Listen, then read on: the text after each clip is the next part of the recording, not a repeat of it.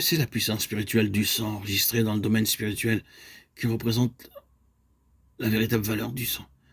Et c'est quand vous entrez en cela que vous entrez dans la véritable unité de l'Église, unité spirituelle et non confessionnelle. C'est expérimental et non doctrinal. Il s'agit de la vie, une vie active, énergique, puissante, et non pas de notre fidélité à la saine doctrine. C'est très important de noter cette distinction. Le maintien de l'unité du corps de Christ, bien-aimé, exige quelque chose d'infiniment plus qu'un bon credo et une doctrine juste. Il a besoin d'une puissance infinie, d'une force supérieure à n'importe quelle autre force dans cet univers. Et le sang est cela. C'est sur la base de ce sang que l'Église a été amenée à l'existence. Christ vit maintenant en vertu de son propre sang. Et lui, vivant en vertu de cela, a introduit tous ses membres dans la communion céleste avec lui par la vertu même de son sang.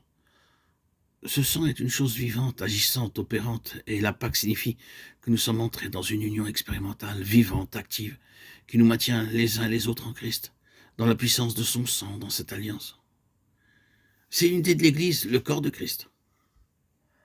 À moins que quelque chose de cela n'agisse, nous ne sommes pas encore entrés dans l'opération active de la vie de l'Église en tant que corps céleste. Si l'Église doit avoir sa fonction, accomplir sa vocation, avoir un impact sur les dominations, les puissances, les princes de ce monde de ténèbres, les esprits méchants, et accomplir sa mission universelle, son dessein prédestiné, cela ne peut être que sur la base de cette puissance extraordinaire qui est dans le sang précieux du Seigneur Jésus. Ceci étant, l'Église n'a aucune existence indépendamment de ce sang, et donc aucune vocation indépendamment du sang.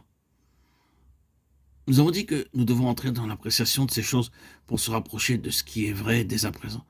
Mais dans la pensée de Dieu, personne n'est un membre du corps de Christ, à moins de se tenir exactement sur la base de toutes les vertus de son précieux sang.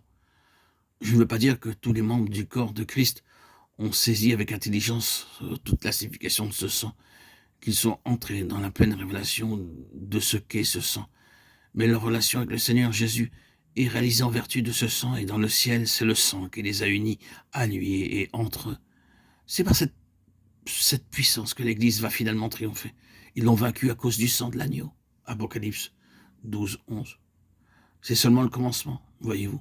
Ainsi, si nous voulons connaître, apprécier, jouir et profiter de la vérité corporative du corps de Christ, nous devons apprendre ce qu'est la puissance du sang, et ce sang doit devenir une force reconnue dans nos vies, contre ce que le diable cherche à employer pour briser la communion fraternelle. Oh, combien les succès de Satan à propos des schismes et des divisions auraient été éphémères si le peuple du Seigneur avait saisi que seule la puissance et la vertu du sang triomphent de toutes les activités sataniques. Vous et moi devons avoir conscience que la détérioration de nos rapports est la conséquence d'un travail de l'ennemi, et que la seule chose qui nous introduira de nouveau dans la communion, bien-aimée, c'est d'implorer le secours de la puissance du sang contre tous les agissements de l'ennemi. Et cela prouve pleinement le fait que le corps est un en vertu du sang, depuis le commencement continuellement. Et pour finir, la fête de la Pâque introduit cette première vérité.